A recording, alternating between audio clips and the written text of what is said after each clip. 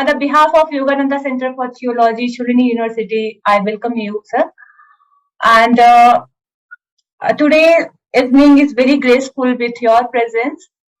The webinar, we are very privileged to listen to you on the topic of how to complete a task, lesson from the journey of Hanuman in Sundarakanda.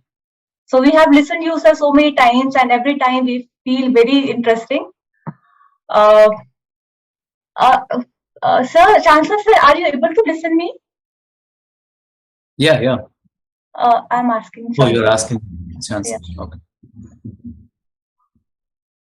Sir, do you listen me? I think he's not listening me. Sir, so over to you, sir. Over to you. You may start, sir. Yeah. Namaste. Thank you so much, Supriya ji, for the kind invitation. And I feel honored to be a part of this webinar, which is being organized by Shoolini University, which is making its own strong strides into the academy of India by the guidance of Professor P.K. Khosla and the able guidance of many other wonderful people, spiritually oriented, scientific, with scientific bent people who are leading the institution. I recall, before I begin anything, Sabhaya Namaha, Sri Gurubhyo Namaha, Namostu Ramaya Lakshmanaya, Devyai Chatasya Janakatmajayai, Namostu Rudrendra Yamanilebhyo, Namostu Chandrarka Marudganebhyaha, Jayatyati Balo Ramo, Lakshmanasya Mahabalaha, Raja Jaiti Sugrivo, Ravana Raghavenathi Palitaha. This is the Prarthana Shloka of Sundarakanda and also Ramayana. I begin with that, invoking the presence of Lord Rama and the permission of Lord Hanuman to go ahead with his story. And probably I may be distorting it, or I may be misunderstanding it. So I have to seek his permission to get into his story and try to do whatever little that I can do in interpreting it. I recall my acquaintance with Shoolini University. In fact, last Krishna Janmashtami, I was there in the celebrations. So I still remember those wonderful celebrations that happened at Shoolini University. I feel fortunate to be a part of those celebrations. I mentioned about the need of reading Bhagavad Gita, at least one shloka in a day, in a month, in a year, at least, right? That's what is required from our side. Yeah. The theme that I have chosen for today is how to complete a task. Lessons from Hanuman's journey in Sundarakanda. So I have divided my talk. I'll try to be brief, like 30 minutes. I'll try to finish it. Now it is 9:50 my time. I'm in the morning, you're in the evening. So I'll try to limit myself to 30 minutes. That's the goal with which I go forward. I have divided my talk into, like, first thing that is important is, why should we read our tradition? People say that you read Ramayana, you read Mahabharata, you read Bhagavata. Why should we read them at all? Because we are busy with our own lives, and there are a lot of challenges that we are facing every day in our life. And how does it matter to us whether we read Ramayana or Mahabharata? Does it have any relevance to us? Some things happened some thousands of years back. So should I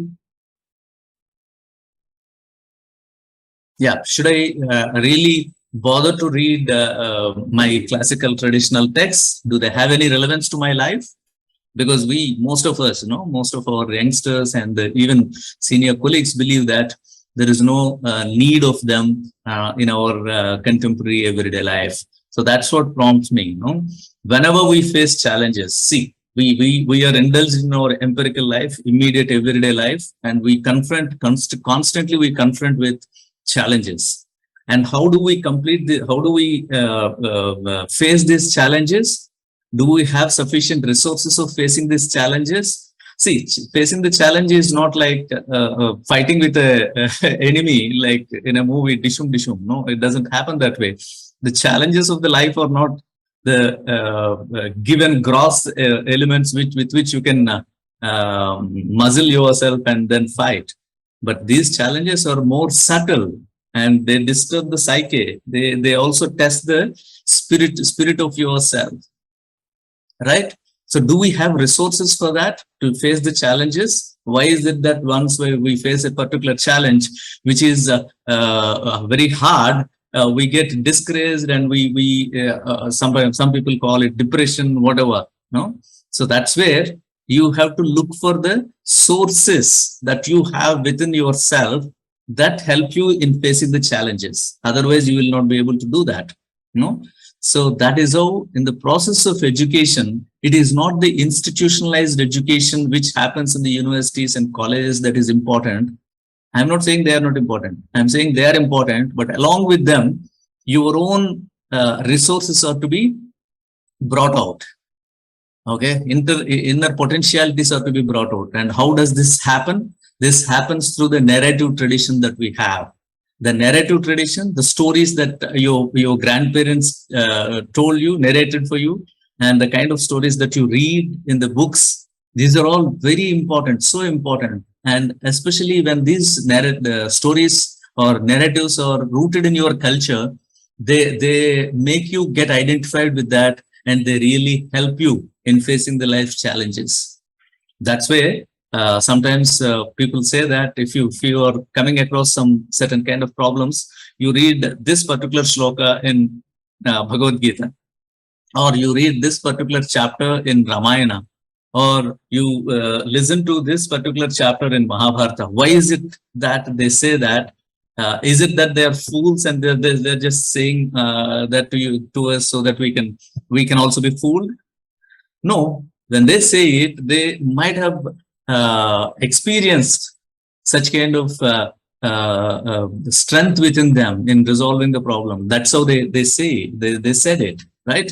So that's if you want to test it, you can always test it because whatever they say is to be, it should not be blindly accepted, but it is to be tested. And how do you test? You test it in your life. And in order to test, you do it, you read it, right?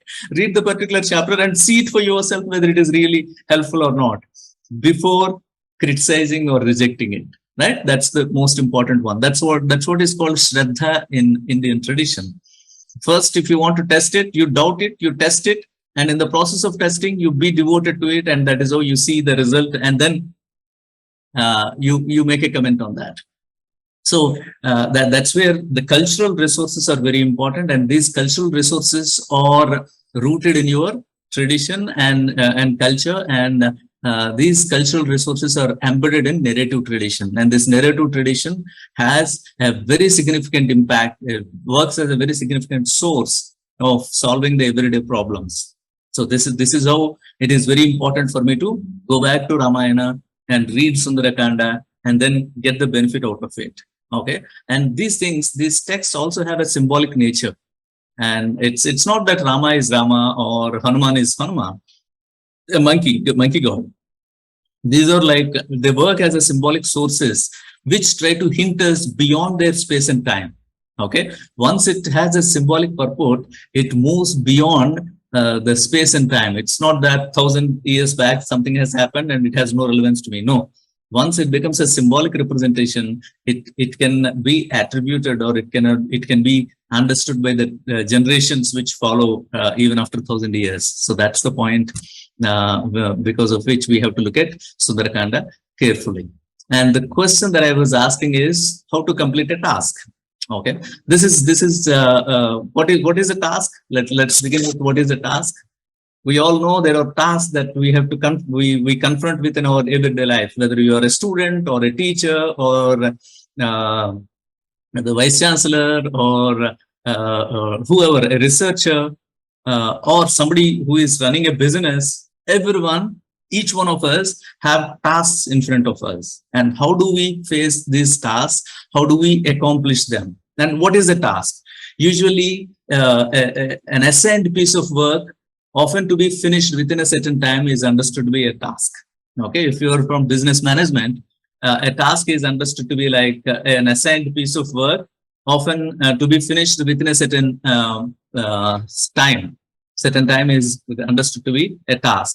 And interesting thing is, then in order to call something to be a task, no, it has to be assigned by the other, and it is not that it is an imposed one. You also have to accept it, accept the challenge. Only then it becomes a task for you. Okay, so accept it. Both are very important to work to help the individual in completing the task. So, it can be something very hard, it can be something pleasant, and it can be something unpleasant as well. And sometimes it can be your duty and function as an individual that you have to do. There is one recent scholar who has spoken about the importance of a task. It is said in life, all success come from completing tasks. If you want to be a successful individual, what is required is completing a task. It's not from working at tasks. See, you cannot say that, no, I am working on 10 tasks. No, I'm busy. I'm working on 1,000 tasks. No, working on tasks will never make you a successful person. But what makes you a successful person is completing them. And how quickly and how efficiently you are able to complete, that is what is very important. It is only when you complete tasks that you become successful. So all of us, the youngsters who have joined us today, they are very sure that they want to be a successful person. And if you want to be a successful person, then the most important thing is to complete the tasks, identify the tasks and complete the tasks. Okay. And what is required for this is commitment on the part of the individual, and setting the deadlines and working out the course of action, and troubleshooting as well. No, because it is not that no task, a task can be completed without any troubles, any challenges, any problems, obstacles. All these would come in front of you, and how do you troubleshoot is very important. And for troubleshooting, you have your own inner resources, no, potentialities and capabilities which help you to address them. Okay, so that's how it is very important to know your own strengths first. Okay, and giving up is never an option. If you want to be a successful person, giving up is never an option. So you cannot say that, no, I'm going to give up, and then I'll think I will not go ahead. No, you should never do that. So these are the important aspects that we have to remember about the task. And the obstacles that I was talking about, friends, there can be different kind of obstacles. Say, for example, you're a student, and your task would be examination, qualifying in the examination or completing your degree, right? If that is the task, you will have different kinds of obstacles that come on your way. How do you perceive them? How do you, what is the nature of these obstacles is very important. Okay, let me briefly talk about this nature of these obstacles. For example, sometimes you will have friendly obstacles. Okay, sometimes you may not even consider them to be obstacles, because they come with such a friendly nature, and but they distract you. They distract you from the focus, and they deviate you to something else. So that's how you have to be very careful with these friendly obstacles that we come across in our lives. And along with these friendly obstacles, there are other kinds of obstacles which are called testing obstacles. They test us. They try to see what are your potentialities, and whether you are aware of your potentialities and capabilities. And they also help us in sharpening our potentialities and capabilities. Okay, so that's how there are certain kind of testing obstacles that we face in our life, which are very important for us, which are to be identified and go further. And there would be really tough obstacles, which are like energy killing obstacles. They completely destroy your energy. They drag you back into other side of the task. And these are the three interesting kind of obstacles that one may face in the course of completing a task: friendly obstacles, testing obstacles, and completely energy killing obstacles. Okay, so I'm just trying to map them so that I can take you to the real story that I'm taking you further. So I would be explaining this in terms of Sundarakanda, okay, so that we can understand how well the text has imbibed certain insights and presenting them for us so that we can get benefit from them. And when we look at Sundarakanda, Sundarakanda, no, Kanda is a chapter. Sundara means beauty. It's called beauty, a chapter of beauty. Why is it called a chapter of beauty? That's very interesting. It says, the tradition says, Sundare Sundaro Ramaha, Sundare Sundari Kadha, Sundare Sundari Sita, Sundare Sundaram Vanam, Sundare Sundaram Kavyam, Sundare Sundaram Kapihi, Sundare Sundaram Mantram, Sundare Kimna Sundaram.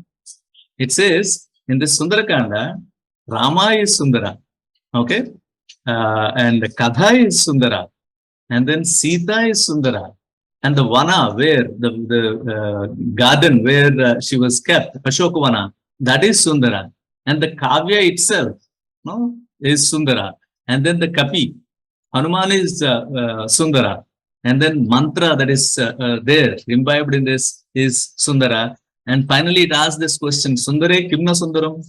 No, everything that is there in Sundarakanda is beautiful. Along with this beauty, what else can we appreciate in it, and what else can we understand to be useful to our life? Okay, so this is where I'm saying it's not just reading a story for the sake of enjoyment of the narrative. It is also to look at the narrative to see what is it that I can learn, which will be helpful to me in facing the challenges. That's the task that I'm doing. If you're interested in Sundarakanda, it's like Sundarakanda Parayana, which means reading Sundarakanda is prescribed in different ways, and you can have an understanding about that through your teachers. And it is also said that reading particular subsections of Sundarakanda will help you in overcoming certain kind of problems. Okay, and I'm not asking you to blindly accept these things. I'm asking you to test them as well. Because if somebody has said that, see, for example, if your mind is dull, read chapter 13, and that will help you. Go to chapter 13, I mean subchapter of Sundarakanda, and read it and see whether it really helps you. And if it doesn't help you, then leave it. If it helps you, good, right? So that's where I would say, don't be dismissive in the beginning itself. Test it and see whatever. Even if you follow science perfectly, what is it that science tells you? So it tells you that you test it, and if it is useful, use it. Similarly, you can also test the chapters of Sundarakanda, read them and see whether they are really helpful to you. Okay, I believe they are really helpful to you because our forefathers, the tradition doesn't state anything without testing it properly. Okay, so that's about Sundarakanda, and there are multiple tasks. See, let me narrate the story briefly in 1 or 2 minutes. 1 minute. Sundarakanda begins by with the narration that Hanuman, being prompted and encouraged by Jambavanta, okay, he takes a leap from the southernmost tip of India and lands on Sri Lanka, and then he goes in search of Sita. He finds Sita, talks to her, and then he fights with the people, Rakshasas, who try to catch him, and destroys most of the part of the Lanka, and then goes to Ravana, talks to him, and he gets enraged by the talk that Hanuman gives, and his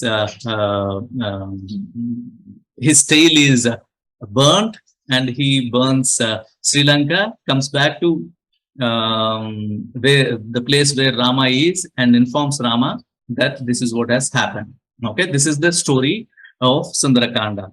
Okay, so now the story begins with the task, the major task that is given to Hanuman. Hanuman is the main character, and his major task is to go in search of, find Sita, come back and inform Rama. This is the simple task. It looks to be very simple, right? But whenever you pick up a task initially seems to be simple, but once you start breaking it into different subtasks, you understand that there is so much to do, right? And in order to even start working on the task, you really need to have courage and self-confidence to go further, right? Now, as I told you, the task that Hanuman has is to find Sita and come back and inform Rama. That's so simple. And in order to do that, first he has to cross the ocean. That itself is a big task. And in order to cross the ocean, then there are subtasks that are involved in it, which he has to think, which he has to overcome. And you know, friends, whenever you plan to complete a task, there are certain things which are known to you. There are certain things which are unknown to you in completing the task. It is not that you know everything that that this task involves. So the distinction between known and unknown is so important. And most of the times, the known would be only this much, and the unknown would be this much. So how do you handle that? How do you handle the unknown aspects of the task that you have already accepted to perform? It's very important, right? And you know that it is a part of it. How do you handle it? And that's where we say the inner strength is more important than your intellect. See, intellect is important. Intellect will guide you only to the things that are known to it. But your inner soul strength, spiritual strength is so important that it guides you in the unknown, handling the unknown as well. That's the most important aspect that we have to know. For example, I'll tell you, when he crosses the ocean, in between there are many obstacles that come and stop him. He doesn't know that he has to face those challenges. So even then he deals with them in a perfect way and goes further. And then he goes to find Sita. And you know, his task is to find Sita. The most difficult task is this, that he doesn't know Sita. He never saw Sita, right? How do you meet somebody whom you have never seen in your life, and he is in search of somebody who was not seen by him and who is not known to him? How do you do that? No, is it not a very toughest task that Hanuman has to do? And then that's a epistemological problem as well, because you have no categories, no, to say that through them I can easily find out where Sita is and who Sita is. It's not just finding where Sita is, it is to find who Sita is as well. So who the person is also a difficult thing for him to work on, right? So the unknown, no, here the task is to find the unknown. How do you find the unknown? You have only few brief categories, some kind of description that Rama has given, that's there in the mind, and with that task he goes there. And then he finally approaches Sita, and he sees her sitting in the shadow of a tree. And then he sits there, thinks, how should I talk to her? That becomes a big challenge to him. The biggest challenge that he faces there is, how should I talk to her? Because once I start talking to her, then I am a monkey. And which language should I use? Should I use Sanskrit? Because he studied everything. Okay. Should I use Sanskrit? Should I use my own monkey language? Should I use human beings language? Because Sita is a human being. And what will Sita think? Sita may think that it's Ravana who has come in a disguised form. So how should I talk to her? In which language? And how do I talk to her so that she will trust me? So these are very tough tasks that he has at his hand in dealing with the situation. And then how to open the conversation so that the other will trust you. It's not just language and reaching out to her. How to open a conversation, that becomes a very difficult thing for Hanuman. And then after talking to her, understanding her situation, the other task that he has is, I had come here as somebody who has sent me as a ambassador of Wali's brother. What is his name? Sugriva. Yeah, as an ambassador of Sugriva. So I have to talk to Ravana. Okay. First thing is I have to measure the strength of Rakshasas, Lanka.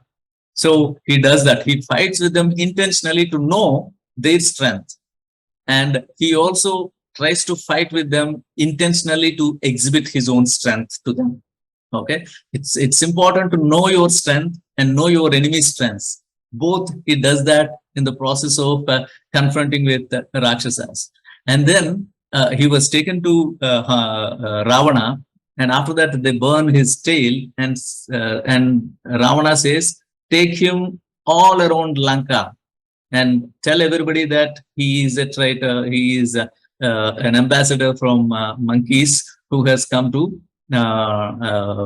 fight with, who has come to create a trouble for us. Okay, and Hanuman, interestingly, he thinks, okay, that's a good opportunity for me to observe everything that is happening in Lanka and see the life in Lanka, and let me measure the difficulty in fighting with these people when they move me, when they take me around Lanka. So even a thing that is happening against him, he uses it to be to his advantage to observe them, right? So these are the kind of tasks that Hanuman comes up with in the process of the journey in Lanka. I will not be talking about all of them. I will only talk about the first task that I mentioned, crossing the ocean. Okay, I will limit myself to that, and I'll complete it in another 10 minutes. Okay, because I know that I have completed 20 minutes. I'll complete it in 10 minutes. So though there are many tasks that I have mentioned that Hanuman has to deal with in the process of completing finding Sita and coming back and informing Rama. That looks to be simple, but it is not so simple. That's what I wanted to tell you. The very first thing is to cross the ocean and reach out to Lanka. So in the process, what are the things that happen? That's the only thing that I would focus now and try to explain you. So when he makes himself big, because see, initially he doesn't know his own powers because of some curse by someone, and Jambavanta, a boar king, he goes to him and tells him that you are capable of crossing the ocean and then coming back as well. Though some of us can cross the ocean, we may not be able to come back, but you are the only one who has this power. So please go there and find Sita. Okay, so he realizes his inner capacities and potentialities. So he makes his body big and jumps from the mountain. Okay, so that he can reach Lanka. So his journey starts. Okay, and then before that, the text also gives us an insight. Okay, in order to complete a task, Sundarakanda tells us that there are 4 things that are required for a person to possess so that he can complete the task. What are these 4 things? They are stated in a shloka. It says, Yasya tvetani chatvari vanarendra yadhatava dhruti drushtir mati dakshyam swakarmasu nasidati. Okay, it says these are the 4 things that are required to complete a task in a successful way. What are these? It says dhruti. Dhruti is the first one. Drushti is the second one. Mati is the third one. And dakshyam is the fourth one. Okay, what are these 4? Let us try to understand and see how they are exhibited in the course of completing this task by Hanuman. Okay, dhruti means it's like the mental preparation that one is required, mental power, valor, and resolve. Sankalpa, they say, sometimes in Sanskrit, the word that is used is sankalpa. You have to determine it in completing the task. So dhruti is the mental power. To cross the ocean, see, you have to trust yourself so much, right? You should have that mental capacity that, I can do it. So dhruti is the first one, which is like a strong resolve and commitment. The second one is drushti. Drushti is seeing, right? But here, seeing not the obvious that is presented in front of the eyes, but seeing the like farsightedness, long-sightedness, without getting distorted. These are very important. So you may come across certain kind of difficulties, then you have to look at them from their own perspective and try to resolve them, right? So this long-sightedness is very important. Farsightedness is very important in dealing with the issues, that in dealing with the obstacles that you come across in completing a task. And the third one is mati. Mati means intelligence. Okay. Intelligence here means viveka. Viveka means discriminatory knowledge. What is that and what is this? Okay. What is helpful and what is not helpful? What is right and what is wrong course of action? These are to be known to you. You should be able to, you should use your mind, mati, so that you can discriminate them and use them accordingly. If something is wrong, then you will not use them. You will only use the right kind of one. So in order to choose the right kind of one, you should have the discriminatory knowledge in your mind, which is called viveka. And that's mati, the third one. The fourth one is darshyam. No, it's like you should have the power as well to confront it. Okay. You require the mental valor. You require long-sightedness or far-sightedness, drishti, you require mati, viveka, intelligence, and also discriminatory knowledge, and you need the power, the physical power as well, in order to complete a task. Okay, so use of power is also very important. So they say these four are required as per the text. That's why it says dhrutir, drushtir, matir, dakshyam, swakarmasu nasidati. So these four are very important to complete a task according to Sundarakanda. Now the story starts like this. He jumps, and when he jumps and tries to cross the ocean, the god of ocean, Sagara, feels that we should help Hanuman, because Hanuman is helping Rama, and Rama's forefathers are the ones who have helped me in being whatever I am. So let me help Hanuman. And he cannot help Hanuman, because so he goes to a mountain who is inside his ocean by name Mainaka, and he goes to Mainaka and tells Mainaka that let us help Hanuman. Okay, you have been hiding in me, and now let us try to help Hanuman, because Hanuman's father helped you. Okay, that's a big story. I will not get into the story. But Hanuman's father, which means Vayudeva, the Lord of Air, helps Mainaka in some other instance. And so the Lord of Ocean goes to Mainaka, the mountain, and tells him that let us help Hanuman. So Hanuman, this Mainaka tries to become big. He is hiding in the ocean, so he grows himself in such a way that he comes out of the ocean and appears in a big way outside the ocean. And this is seen by Hanuman. In the first instance, Hanuman is like, when he sees it, he thinks that it's a big obstacle that is coming in front of me. It's a physical obstacle which is not allowing me to go further, which is growing, still growing and growing. So how do I do that? No, how do I deal with that?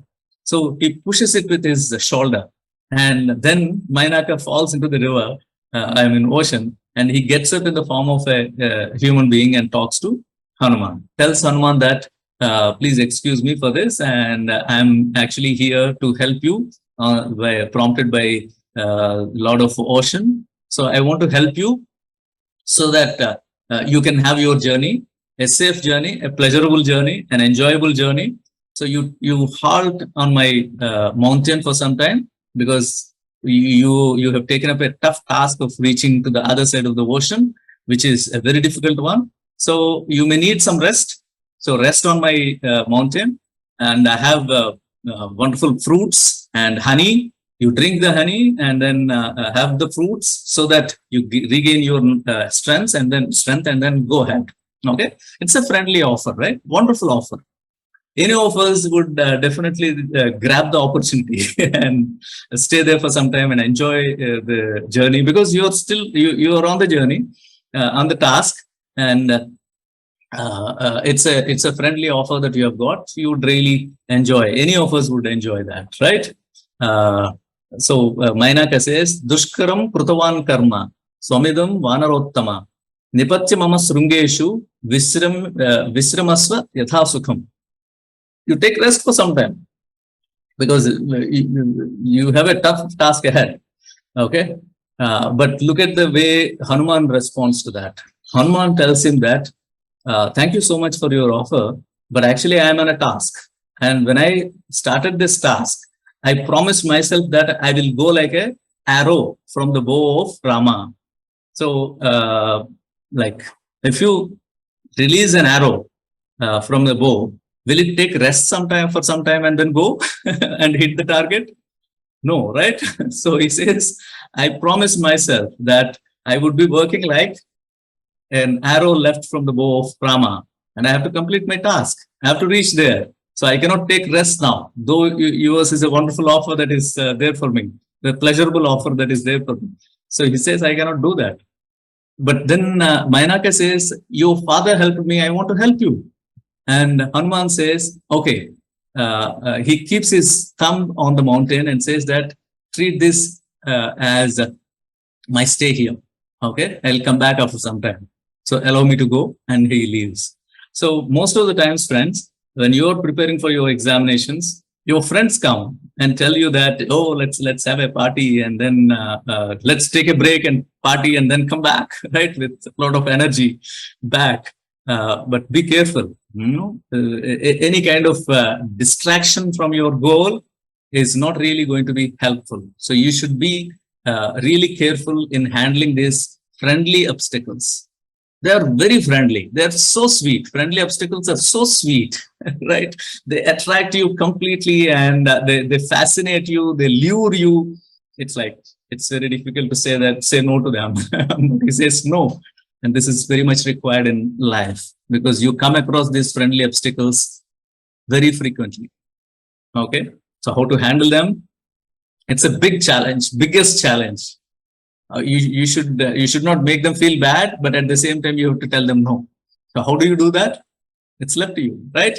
So you have to invent your own method of dealing with them. That's how Hanuman says, Tvarate karya kalo mein. I'm in a hurry. Okay, apaschapyati vartate. So it's getting dark. Before that, before it gets dark, I have to reach there. Pratignacha maya datta. I have taken an oath. Okay, statavya nihantare. So that's how I have to go there first. So let me complete my promise that I have given, word that I have given to my own self and to my friends. So he leaves and goes further. Okay, that's the first obstacle that he comes across. I just have two more, probably 5 more minutes, and I think I'll stop with that. The second obstacle is very interesting one, more interesting than the first one. There is somebody by name Surasa who is considered to be the mother of snakes, nagas, and she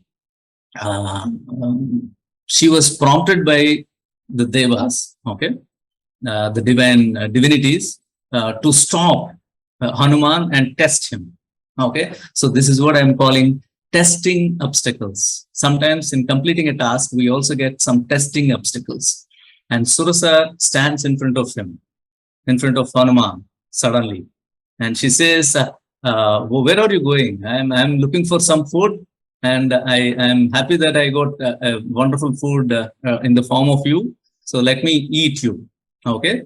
So it says, and you are given to me by the gods to eat. So let me enjoy eating you. It says, Mama bhatshya pradishtastva pradishtastvam ishware vanarashabha.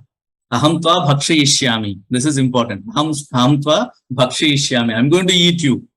Pravisedam mamananam. It says, you enter into my mouth, I want to eat you. Right? This is an interesting statement. While listening to that, Hanuman understands what kind of a person he is confronting with. Okay? And she says, see, if you want to eat something, you sit in a dinner table and go to a restaurant. Do you say that I want to eat you, you enter into my mouth? No, you take it into your mouth, right? But this Surasa, interestingly, the way she addresses and the way she talks to him makes him understand that there is something interesting there. She says, I want to eat you. I'm going to eat you. You enter into my mouth. He folds her hands to her and says, I am on a task. Please let me go. Okay. I don't want to fight with you because I'm in a hurry to reach my goal. So please leave me out. She says, no, I'm hungry. And also I have a boon from Brahman that whatever I want to eat, I should be, I will get that on that particular day. Okay, so now I am asking you to enter my mouth so that I can eat you. Okay, so this is what she says. And then Hanuman says, if you don't leave me, then try to eat me. And he increases his body to manifold way. And she also increases her mouth in the biggest way. And this goes on, this competition goes on for some time. And suddenly, Hanuman makes his body like Angustamatra, no? Like this thumb size, and enters into her mouth and comes out. Okay, and says, see, basically, you ask me one thing, that I should enter your mouth. This is the command that you have given me. So I want to satisfy whatever word that you have uttered. Okay, so he says, Pravistosmi hite vatram dakshaya namostute gamishe yatra vaidehi satyaschasi dvarastava. Okay, so he says, Pravistosmi hite vatram. You asked me to enter your mouth. I have entered your mouth and I came out. Okay, so I completed. I made your word true. Okay, now no boon or curse will be there for you. So, like, I have completed this. So let me go out. So this is where it says, when you come across certain kind of testing obstacles, you have to use your mind, the discriminatory power, whether you should really confront with it, because he understands that he can never defeat Surasa, as she has the boon from Brahman. So he cannot defeat her. He has to deal with her in a clever way. So that's what happens here when he enters the mouth and comes out. So there would be certain testing obstacles that confront us, that come in front of us and try to trouble us, and where we are supposed to not deal with them with power or anything else, but with our own cleverness of the mind. So that's what happens with the second instance. And the third instance is more very astonishing kind of one. The third one that he confronts is a Rakshasi called a demon by name Simhika. Okay, Simhika is very interesting in the sense that she is in the water and she looks at Hanuman with a huge body. So she likes the body and wants to eat that.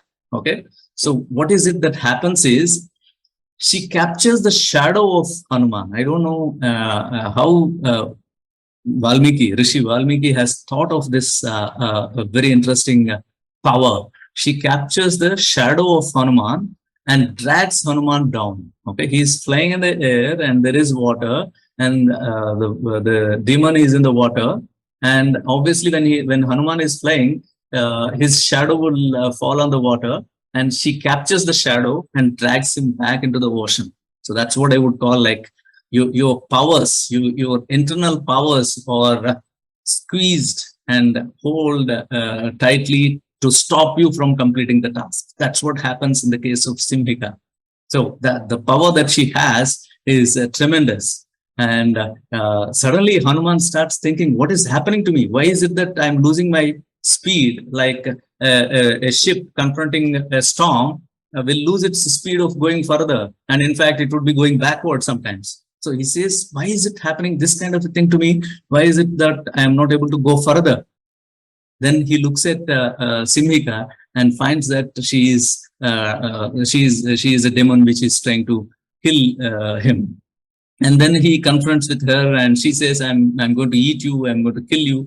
And finally, even with regard to her, he says, yeah, if you want to kill me, eat me, go ahead. And he increases his body, says, see if you can eat me. And she also increases her mouth. And finally, he reduces the size of his body and enters into her body. And whatever the pranic spaces that are there in the body, she destroys them. And that's how he destroys them. And that's how she dies. Okay. So this is the story basically. What I'm trying to offer, I'm just concluding it. There are 4 qualities that I have said, Dhriti, Drishti, Mati, Dakshyam. I said Dhriti is the one which is like mental power, the commitment and the resolve, sankalpa, to think that, yeah, I can do it. So the first thing that Hanuman has to have is to have the confidence that he can cross the ocean, because It's the toughest one. So he has that dhruti within him, because of which he decides to cross the ocean and starts the journey. And then he comes across Mainaka. Okay. And here he uses something called drishti. He has farsightedness. Though he was stopped by the friendly obstacles of Mainaka, saying that take rest for some time, enjoy the journey. Okay. And he doesn't accept that. So that's how he has this farsightedness without getting distorted. No, that's the most important one in terms of drishti. And the third one is mati. When he confronts Surasa, who is there to test him? See, most of the times testing happens so that you understand your strength, so that you sharpen your strength. So when testing times come in front of you, you should never lose confidence over your confidence of your own self. Actually, they are there to enhance your confidence, right? So when your particular power is tested, okay, you have to realize that, yeah, this power that I have within me, I haven't discovered so far, and this power that is there within me is getting sharpened. So you have to understand that the reflectivity within you is very important, which the third important point Mati tells us: sharpness of the mind, and viveka, discriminatory knowledge. And daksham is the like physical power. I mean, the power that you require actually to complete the task is also there and exhibited in terms of killing Simhika. So basically, the way you confront to conclude, it is very important before entering into a task, accepting a task, you have to think of certain things like the way you confront the obstacle, the nature of the obstacle, and way to deal with it. Okay. It is not that you train yourself beforehand before confronting the task, because I told you the known and unknown, the gravity of the known and unknown would be disproportionate all the time. Known would be sometimes very less, and unknown would be much. Okay. And in this regard, basically, the power of narrative tradition of India is so huge and so helpful. And I request all of you to read classical Indian texts, especially the text of Sundarakanda, which would be helpful to you. Never disregard your traditional texts beforehand. Okay. If you have any doubts, it is good to have a doubt. It is good to have question. It is good to question the tradition. No worries about that. When you question, you test it for yourself and see whether it is really helpful. And once it is helpful to you, you would tell 100 people that it is helpful to you. This is what happened to me. That's why I'm telling you all. And I really thank the Vice Chancellor, Sir Professor Kosalaji, and Vivekji for this wonderful opportunity that is given to me. I appreciate the efforts of Supriyaji, in constantly being in touch with me and making me a part of this particular webinar. And I thank all of you friends and colleagues who have joined us today. So thank you so much. Thanks. Thank you, Professor Balaganapathi ji, for that wonderful and enlightening address. Vivek Atre here, and I was listening to you without the video, and I think the qualities that you emphasized, especially, I was very, very happy to, let's say, revise them, but very enlightening. And all the students, I think you gave very practical tips, not only for students, but for grown-ups, if I can say so, people who have done many years in the professions. So I think the very direct, simple way in which you explain deep philosophy goes to your credit, and that is one of your hallmarks. We have heard you before in the Yogananda Centre for Theology webinar series, and we were very keen to have you speaking in this special series which we have begun recently. Especially now, I know you are in Jamaica, and we see your posts sometimes from Jamaica on social media, and we are very happy to see those. But this particular topic which you chose, I think these tests and these obstacles are definitely matters of learning for us. I was also happy that you emphasized the quality of Viveka, because my name is Vivek, but we all have to live up to our name, and it is not as if somebody who has a name has those qualities. It is probably a goal for that person to achieve. And all of us have a certain goal to achieve, especially as you rightly said, the traditions and the scriptures are not to be brushed aside. They are our forte, they are our strength, they are our foundation. And each Indian name also has deep meaning. Most Indian names nowadays, maybe parents are digressing a bit and going with the sound.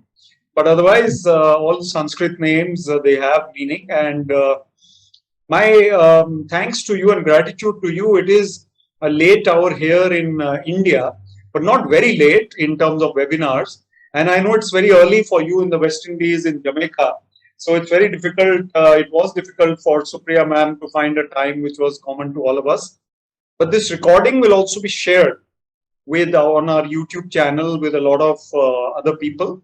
And I'm sure that they will benefit from your wise words. Also, we will be publishing the gist of this talk in our annual magazine, which is called Divine Quest. And Professor Balaganapathi, you've been a part of our Yogananda Centre's journey since January 21, when it started, which is about 1.5 years or more now. And it's been a pleasure to be having you associated with us. We request you to be involved from the West Indies or wherever you will be and whenever you come back. So it's a long relationship, hopefully. So thank you once again. And also a big thank you to all the listeners and viewers who are here late. I'm sure we will share the ideas shared by Professor Balaganapathi today with others and spread the word of Indian philosophy and Indian deep thought through the Yogananda Centre for Theology series. So thank you all once again.